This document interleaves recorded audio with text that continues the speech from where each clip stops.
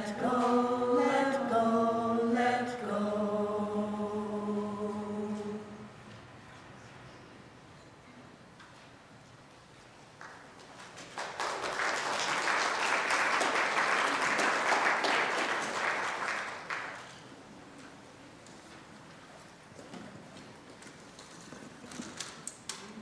Good morning, beloveds. Oh, how nice.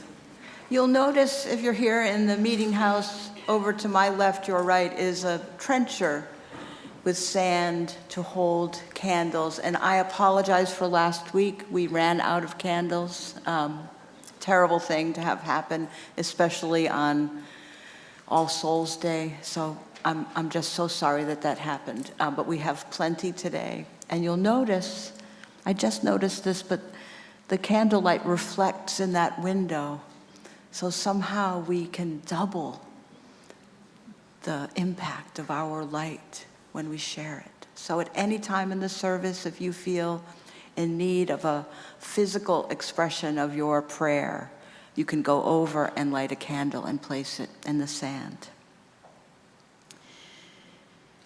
Also on this day, we gather on the eve of Veterans Day, celebrated tomorrow, the 11th hour of the 11th day of the 11th month, was a time set aside to honor peace, the end of World War I, and has become a time when we honor all of our service members. And I pray for a day when we do not need armed services. But while we do, we honor those who have served. And I wonder if those of you who are veterans would be willing to rise in body or spirit and let us say thank you to you, or just raise your hand if you'd rather not rise.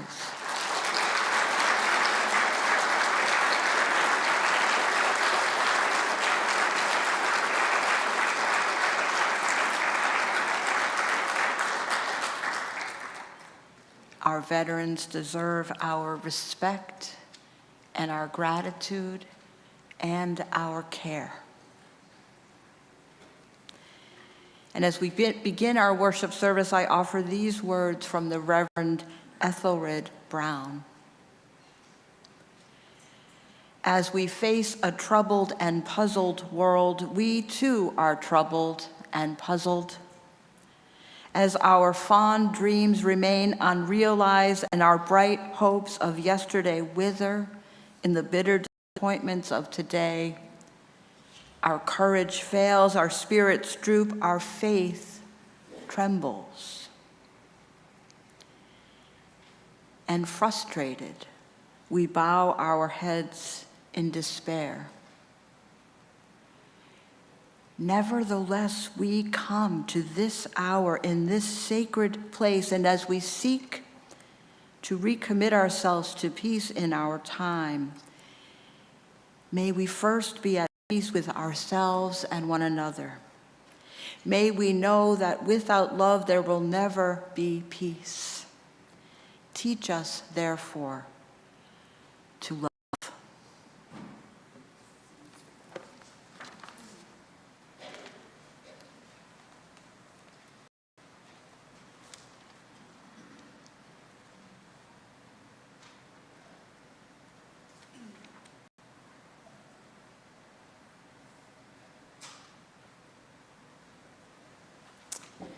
Please rise in body or spirit and join in singing our opening hymn, Gathered Here, Unidos en el Misterio.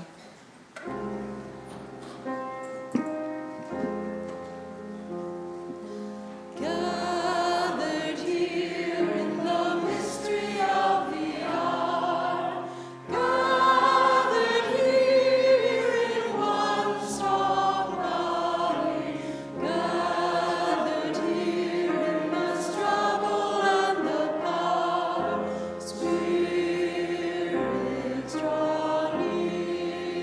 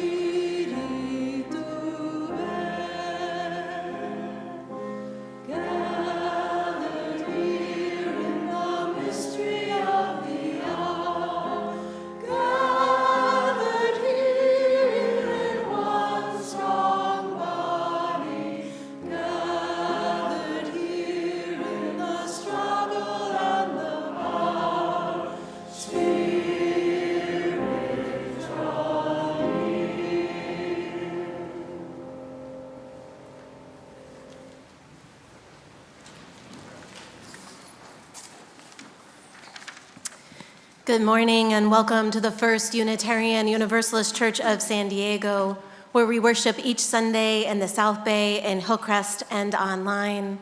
And this morning, I want to say a special welcome to those who've joined us from South Bay. We felt like it was so important to be together as one church, one community this morning.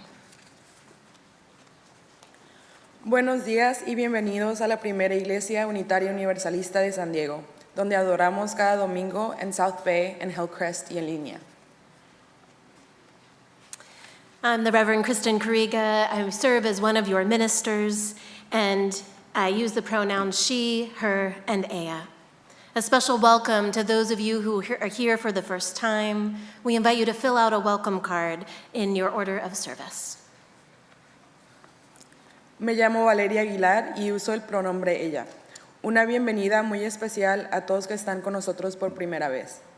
Les extendemos la invitación de llenar el formulario en el orden de servicio.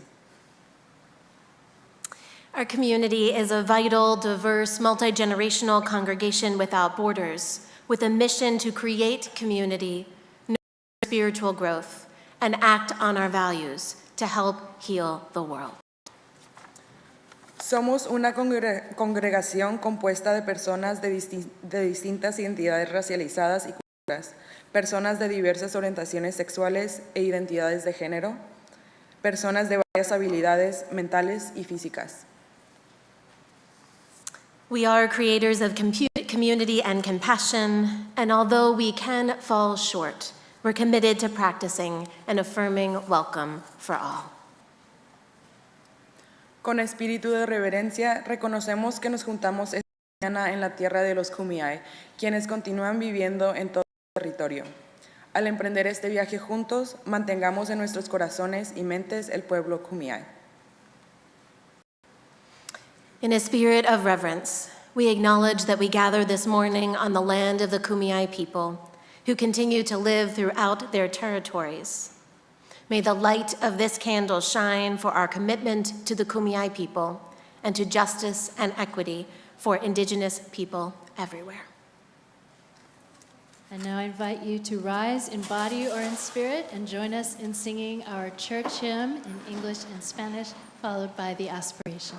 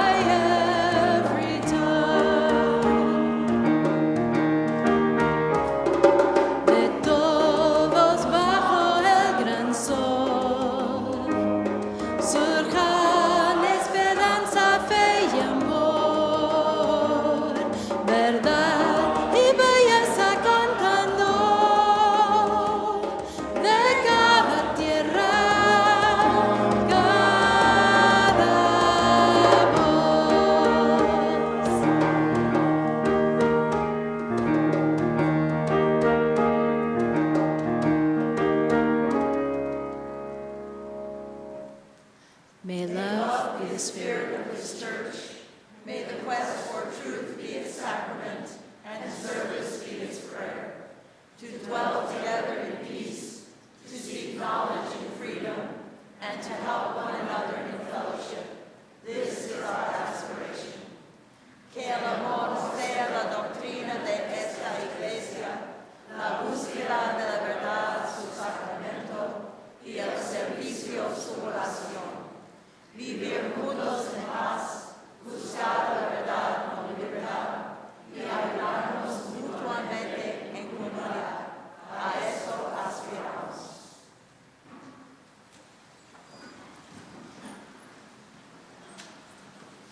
Good morning, friends. I'd like to invite any of the children or youth who would like to come up and join me for our time for all ages. Good morning. Hi. Do you want to sit here? Nice. Do you want to sit over here? You might want to sit a little closer because we're going to use the microphone. Good morning. How are you doing? So, friends, when I thought about what we should do for our Time for All Ages this morning, to be honest, I really didn't know what today was going to be like. You know, when we were planning this last week, I had no idea what was going to happen, and even once the election happened, I wasn't sure what was going to happen between then and now. So, right? So I thought we could just have a little conversation. So I would really like to know, what's up with you? How are you doing? How are you? I'm going good. You want to tell us? Are you going somewhere, you say? No? Rowan, how you doing? Good. Good. How are you doing? Good. Good. Esther, how you doing? No? No? Well, has anybody noticed, maybe in their school or in their neighborhood or in their family, that the adults might be a little nervous or upset or maybe angry? Have you noticed that at all? Yeah.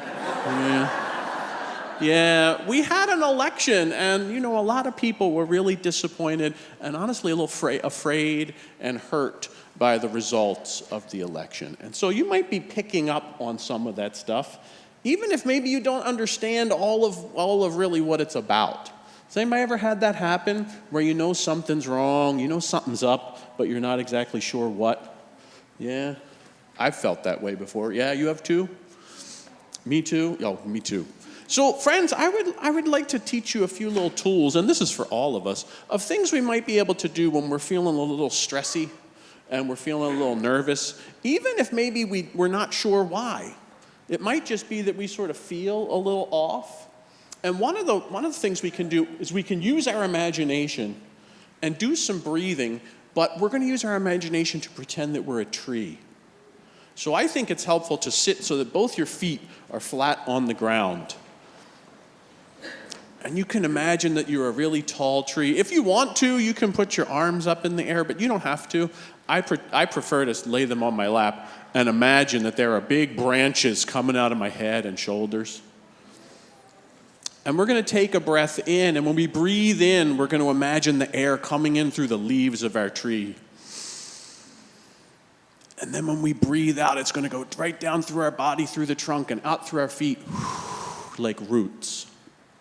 And we'll breathe a couple times, in through the leaves, and out through the roots. Let's do 3 more. In through the leaves, and out through the roots. And in through the leaves, out through the roots. 1 more. In through the leaves and out through the roots. Whoa, I feel calmer already. I don't want to go on. You want to sit here for a minute, yeah? You too? Yeah. Well, another thing that sometimes I do that is sometimes I feel like too excited and I need to calm down. If I feel that way, the tree breathing helps me a lot. But sometimes I feel just overwhelmed and and I need to pump my energy up. So if I feel that way, sometimes I just do some wiggles. Can you stand up with me? And y'all can stand up with me if you'd like to too. It's super easy. You just wiggle. As if you're like a rag doll.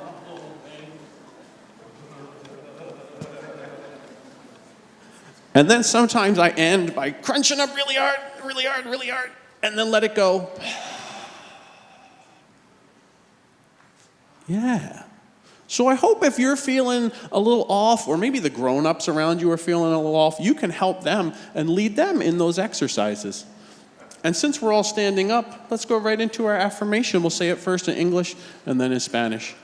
We are Unitarian Universalists, a people of open minds, loving hearts, and welcoming hands. Somos unitarios, universalistas, personas de mentes abiertas, corazones amorosos, y manos que dan la bienvenida. And now I invite all the children or youth who would like to join me and their other leaders out on the patio. We'll head to religious education.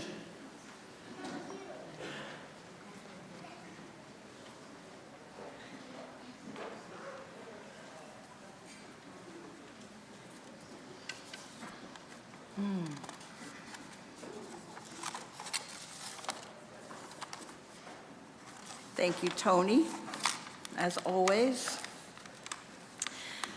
A few announcements. In addition to the candles over here in the trencher, we also have a vessel with water and a pile of stones. I don't know about you, but my heart is feeling rather heavy. And so this is a place where you can hold that stone and put into it that which is heavy on your heart, and then release it into that vessel and know that it will be held with care. As is always our custom, there is a lay minister available to hold what might be heavy on your heart this morning. This morning, that person is Karen, sitting over here wearing the colorful scarf.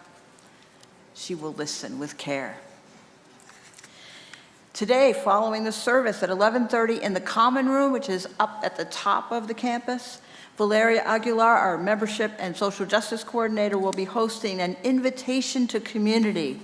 This is a monthly program designed to help newer visitors explore and connect with our congregation. And I have a feeling we might need a bigger room pretty soon. We're glad you're here, 11:30 in the common room. And please join us this coming Tuesday, November 12th, for a post-election community gathering at the San Diego LGBT Community Center. This is Tuesday evening from 6 to 7:30. The event is being organized by the center, Planned Parenthood, Alliance San Diego, and Proyecto Trans Latina.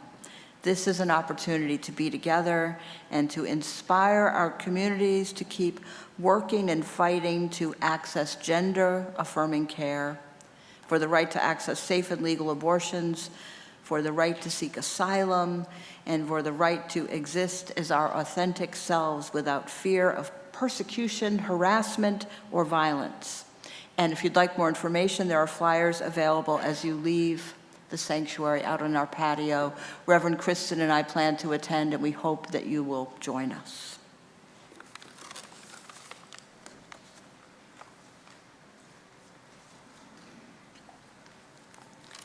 One way we live our values is by sharing our offering each week with a local organization working for justice.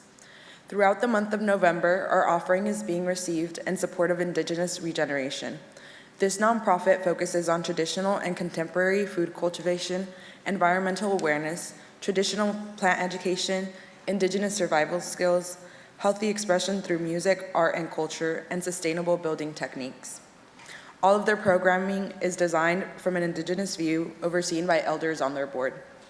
You may donate this morning here in person, by credit card using the dip jars, or by cash or check using the donation boxes. If you'd like assistance, please raise your hand. You may also donate online on our church's website, firstcusandiego.org. Thank you for your generosity. This morning's offering will now be gratefully received.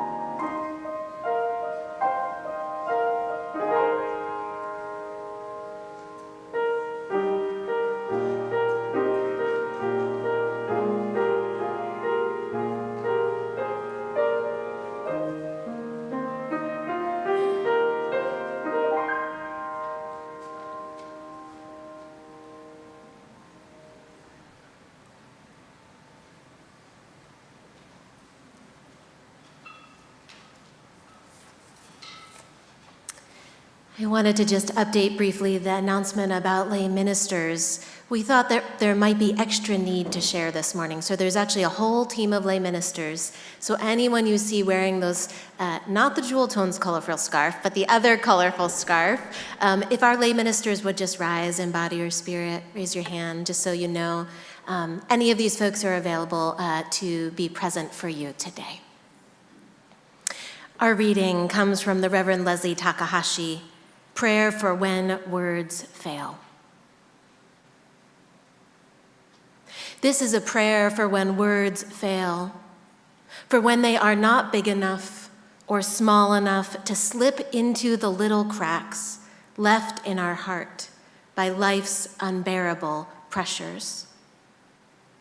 This is a prayer for when the biggest noun cannot know the enormity of joy, or when the most active verb is paralyzed in the face of grief unuttered, horror undescribed, or loss beyond accounting.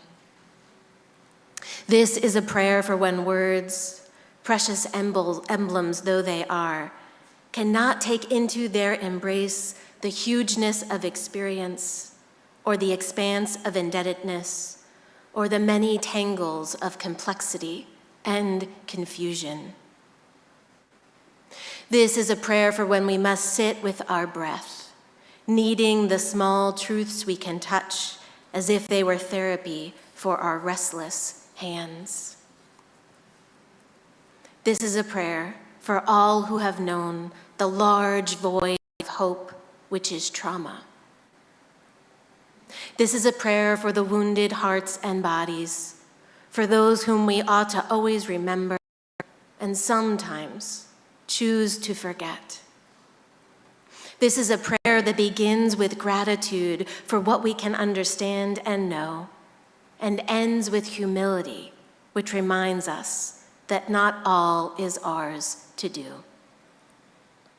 This is a prayer for the times when words fail, and all that is left is the yes and no of it all, and our ability to let the chord of the breath lead us from this moment to the next.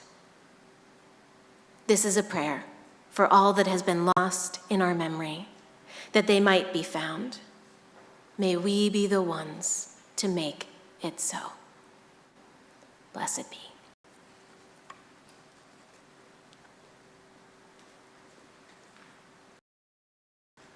We'll remain seated for our meditation hymn. And I invite you to sing the first section a couple of times with me, and then you can keep singing it the whole time, or you can sing along on the second.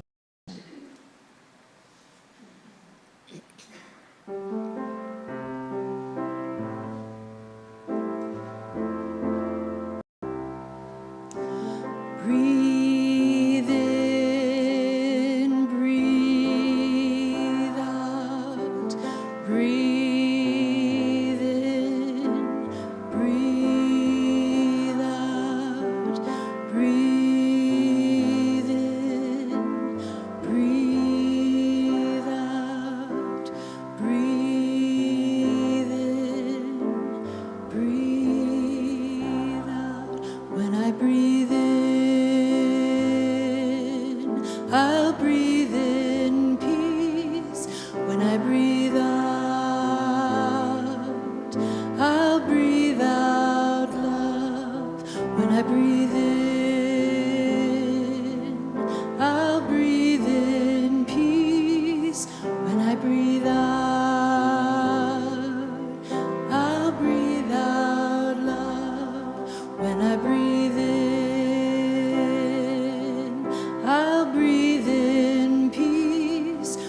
I breathe out.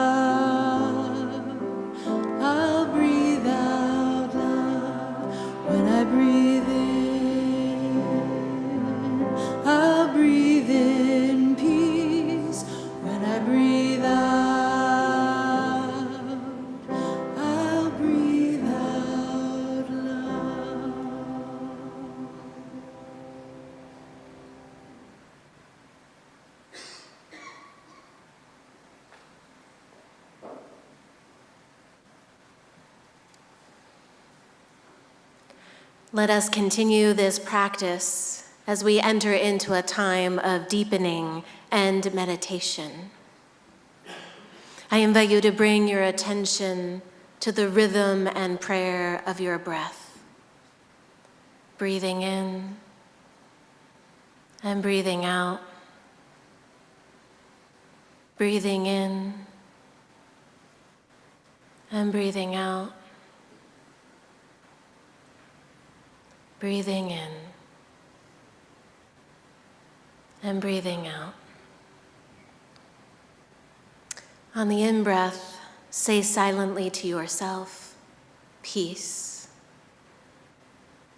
On the out-breath, say silently, love. Breathing in, peace. Breathing out, love. Breathing in, peace. Breathing out, love. Peace. Love. Peace. Love.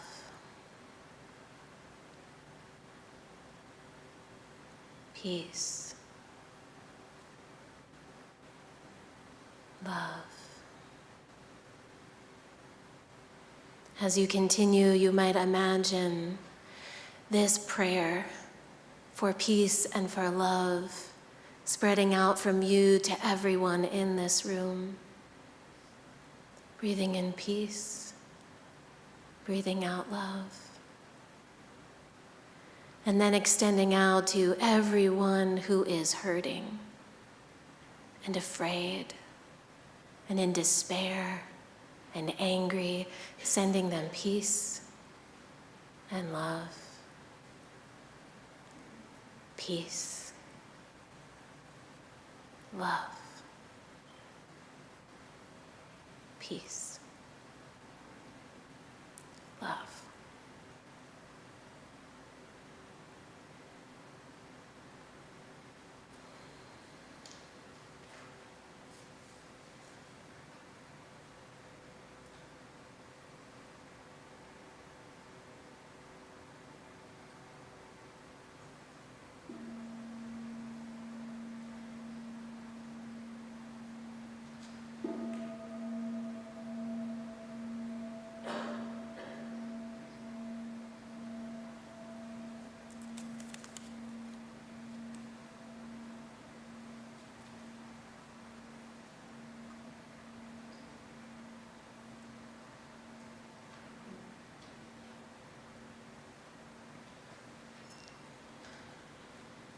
I want you all to know that your ministers and your staff team are taking care of ourselves and each other. Reverend Kristen and I have been checking in on each other, and we have with us this morning 2 of our community ministers, Reverend Everett Howe and Reverend Julie Forrest, and they have been checking in with Reverend Kristen and me too. So we are okay.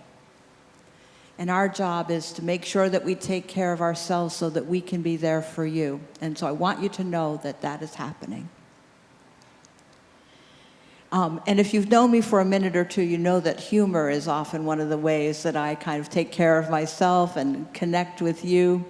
And we ministers, it might not surprise you to know that some of us have a wicked sense of humor. And we connect with each other in all the ways that we can, including on social media. And the other day, one of my colleagues said that she'd asked her husband, "What on earth am I going to talk about on Sunday morning?" And he said, "I think you should stand up there and say the F word for 10 minutes.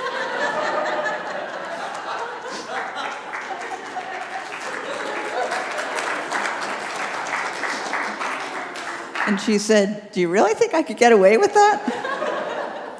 And he said, "Oh yes, but just the once."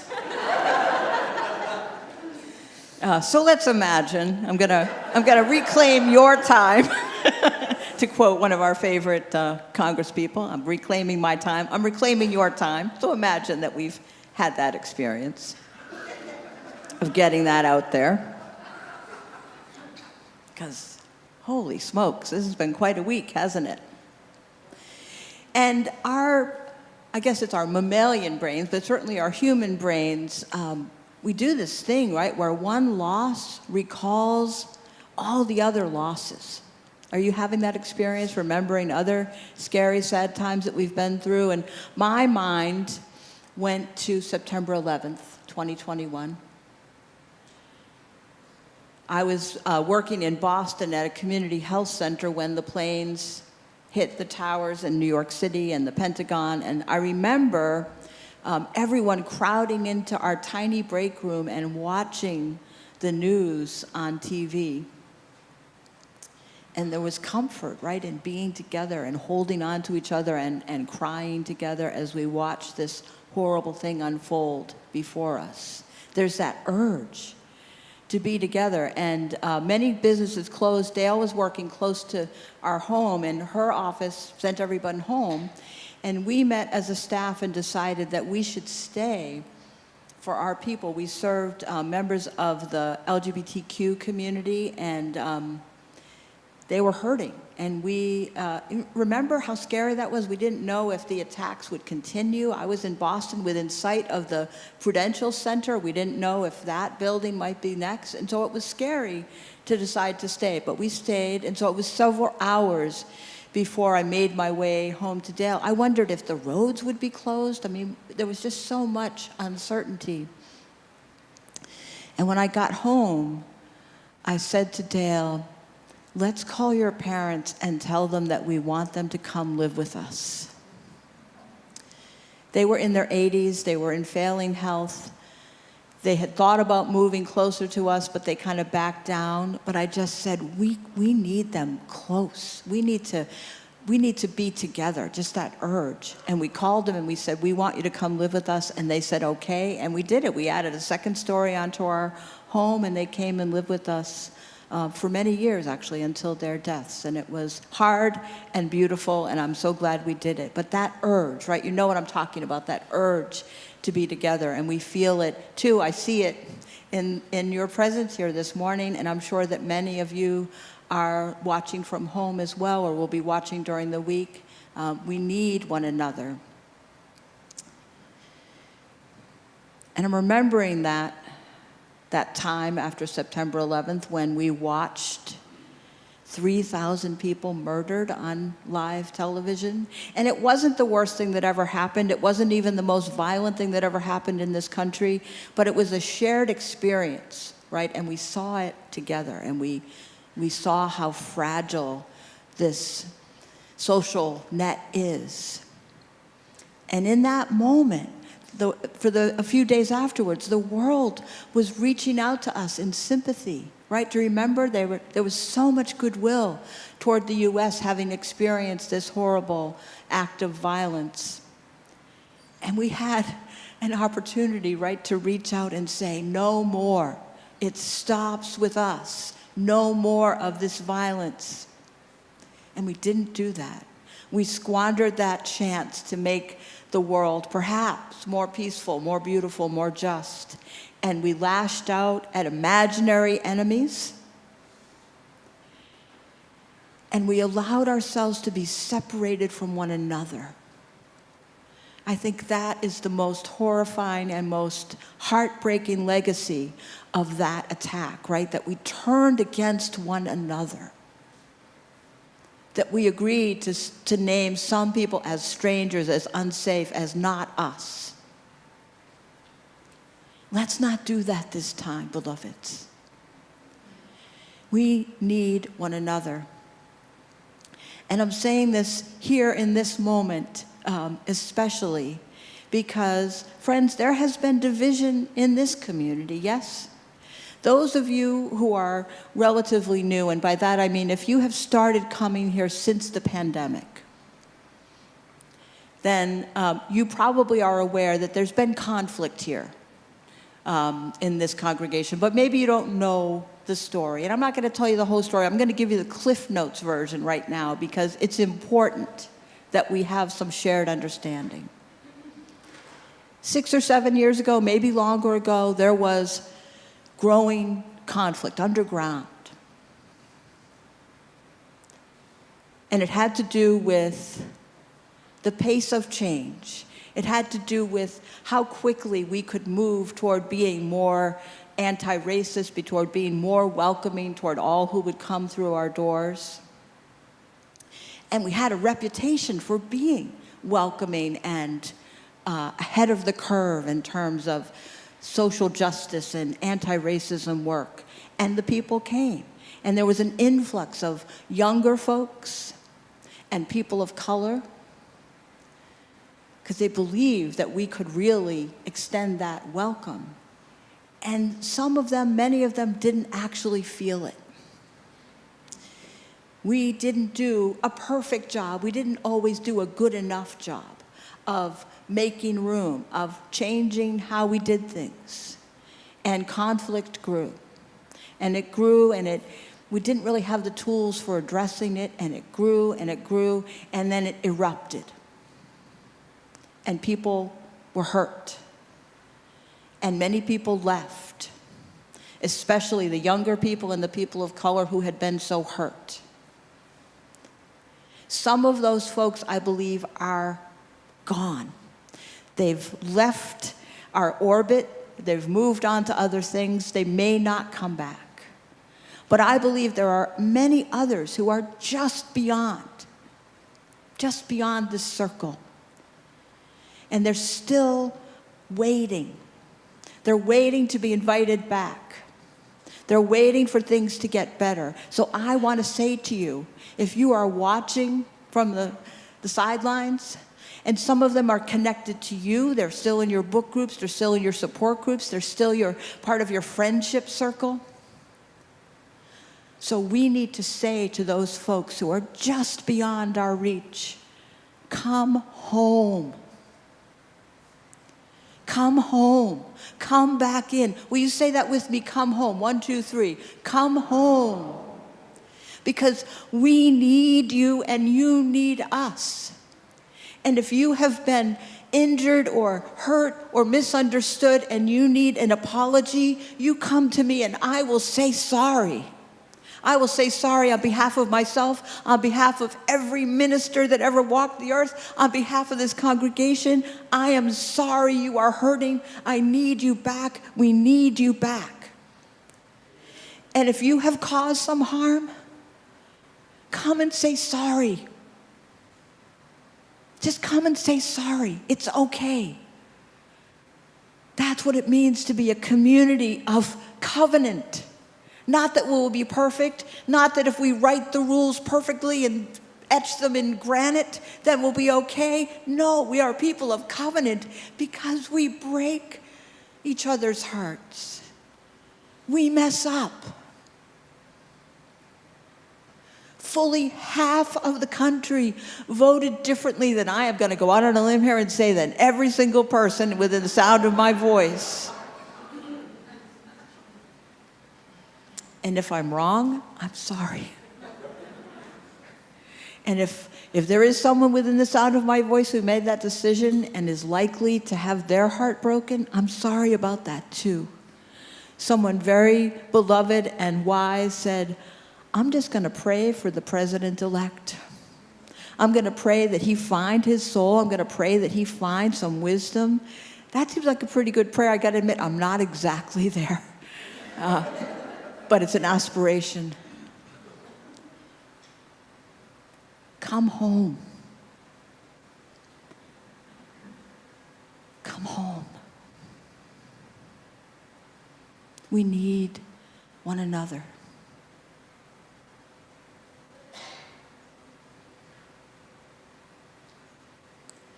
Drifting here with my ship's companions, all we kindred pilgrim souls, making our way by the light of the heavens in our beautiful blue boat home. Amen. I love you all.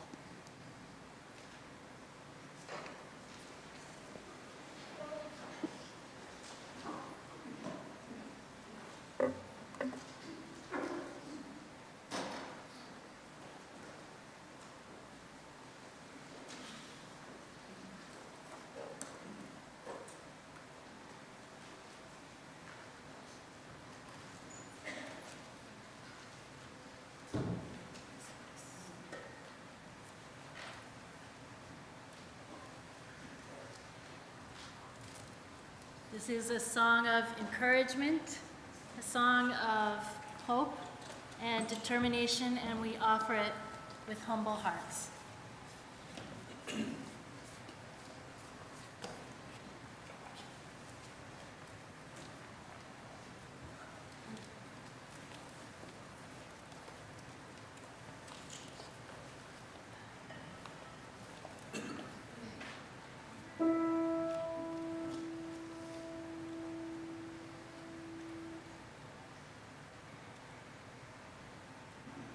We rise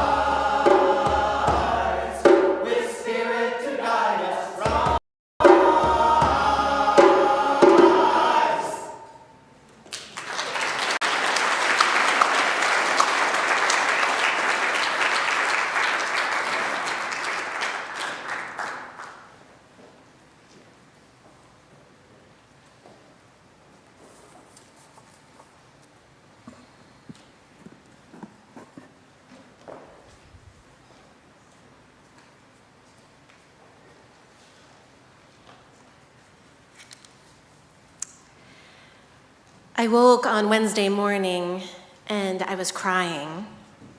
And Lucas, my 6-year-old, came in and he said, "Mama, what's wrong?" I tried to think about how to explain it. I sat myself up in bed, tears rolling down my face, and I looked him in the eyes and I said, "A person who is very mean won the election, and he will soon be president, and many of us are scared." Lucas looked at me for a moment, and then he kind of knowingly ran off to the kitchen. He came back with a stack of chocolate chip cookies this high. He said, "Move over," and he climbed up on my lap. He handed me a few cookies, and he began breathing deep and slow, in and out. He pulled the iPad up close and he said, "I think we also need animal videos."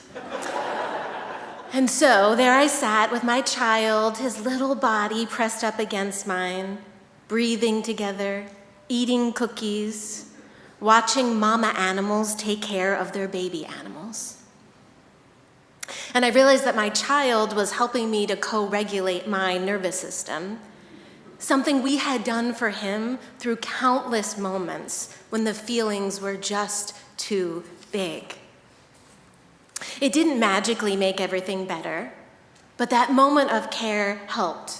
It helped me to feel less alone. And other things throughout that day on Wednesday did too. Text messages flowed in from beloved friends and chosen family. Parents hugged each other as we dropped our children off at school. I checked in with my spouse throughout the day. Justine got lunch for our staff, and we sat together outside on that patio and felt the sun on our face and the breeze and just fed our bodies. And on Wednesday night, we opened the doors of the church to be together. We sang and we meditated and we engaged in ritual. We had 30 chairs in a circle in Bard Hall set up. They filled up quickly and people kept coming and kept flowing in. And when we finished singing Circle Round for Freedom, no one wanted to leave. We lingered in the presence of one another, talking quietly, offering hugs, connecting.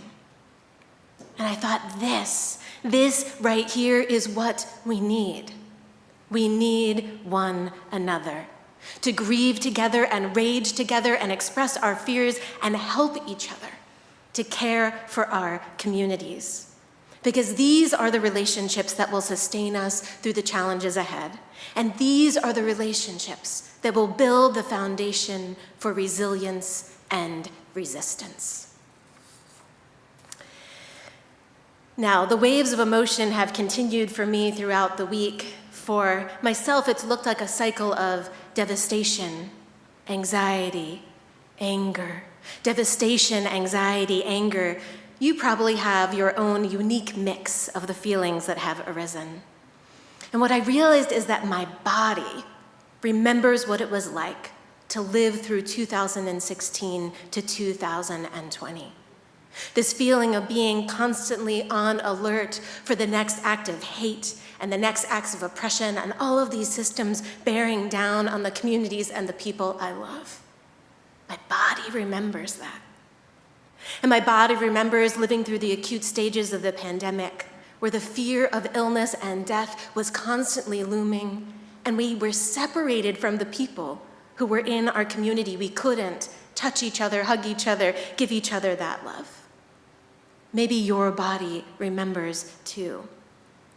So I've been creating as much space as I can to feel my feelings and to let them flow. I've also been mindful to attend to my body. And so I'm wondering, what does your body need right now? Maybe it's a little more rest. Maybe some time outside. A cup of tea, some gentle movement. A hug from someone you trust. I want to encourage you to take time to listen to what your body is asking for. One of the resources that helped me cope with the stress and trauma of the pandemic is working with the vagus nerve. This vagus nerve runs from the back of our head down through our throat and into and attaches to the top of the diaphragm. And it controls our autonomic nervous system. It controls that fight, flight, freeze, fawn response. And even though we can't stop ourselves from going into that, when we notice we're there, we can reset the nervous system. There's simple practices, things like breathing deeply, and especially extending the out-breath, singing to ourselves or with others, humming, swaying our body back and forth, moving our joints, rubbing the heart center. They might be simple practices, but they're supportive. It's not a way to make the feelings go away, but to help our body have the capacity to be with them, to reset our nervous system so that we can be here in this messy and painful moment with each other. The best summary of these practices I've found was written by Resmaa Menakem in the book My Grandmother's Hands, Racialized Trauma and the Pathway to Mending Our Hearts and Bodies. If you think that these practices might help you, there are handouts available on the patio at the post-election resource table. We're in these early days of truly coming to terms with what this transition in power means for ourselves, our families, and our communities. It's a time to feel, to gather, to resource ourselves, to offer one another care. But I also feel like it's time to deepen our relationships with people who share our values, to come together as a church, but to extend out into the larger community. Because too many people are hurting, and some of them are afraid for their very lives and the lives of their beloveds. If you can, join Reverend Justine and I on Tuesday night at the San Diego LGBTQ Community Center for this post-election gathering.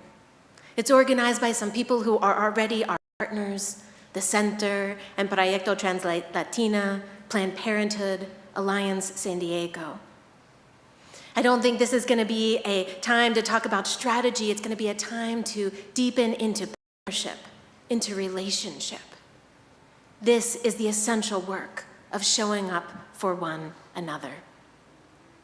In the coming days and weeks, we will turn our energy to strategy and organizing. But first, let us be gentle with our aching hearts and our fearful bodies. Let us be loving towards one another, and let us deepen the bonds of relationship as we keep on moving forward together. Blessed be. Please invite you to rise and body your spirit, and we're going to sing Keep On Moving Forward in English and Spanish.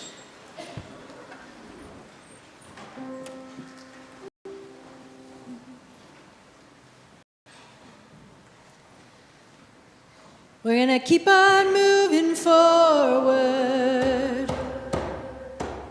Keep on moving forward.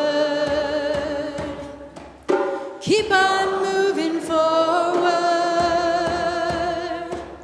Never turning back. Never turning back. Sigamos adelante. Siempre adelante, siempre adelante, sin volver atrás, sin volver atrás. Gonna keep on loving boldly, keep on loving boldly.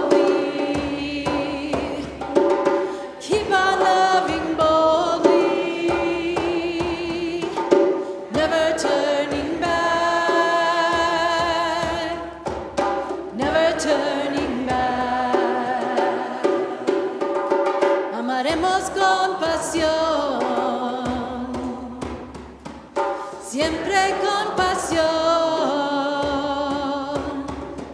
siempre con pasión.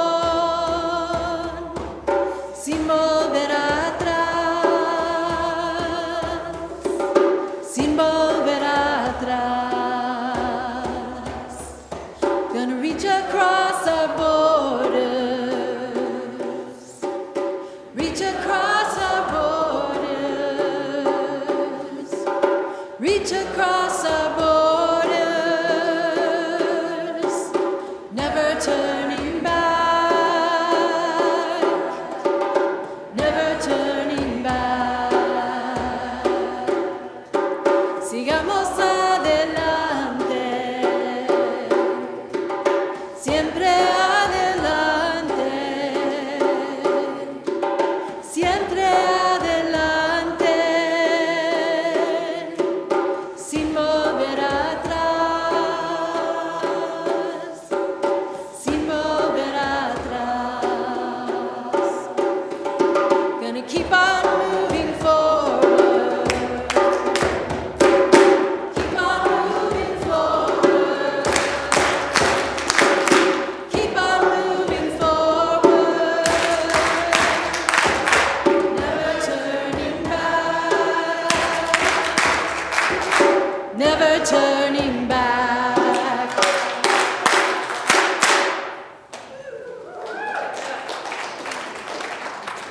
Beloveds, I mentioned earlier that fully 50% of us voted in a way that surprised us. So I decided in response to that, I'm going to increase my pledge by 50%.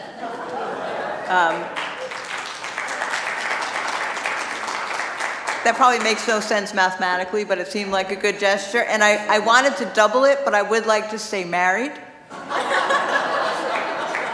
Poor Dale, she's always the brunt of things like that. She embraces and welcomes my generous spirit. And so let me just say, we got to get those things done, right? If you haven't made your pledge yet, please do that today. We need everyone. And if we all give a gift that makes our heart glad, we will have enough. I'm sorry, I couldn't let Sunday go by and not mention that in the month of November. I hope you'll indulge me. Thank you. Thank you for being here this morning. Thank you for your beautiful, tender, fragile, loving hearts. Thank you for opening them to us and to each other. When we leave here today, yesterday, Dale and I were at a gathering and some coyotes started howling. And as I was driving home, I thought, why didn't we join them? So, if you want, no, not in here. When we go out to the patio, on the count of 3, what do you say? Should we give a good howl? Okay, so I look forward to that. I love you. Go forth from this place knowing that you are held in love. Amen. Blessed be.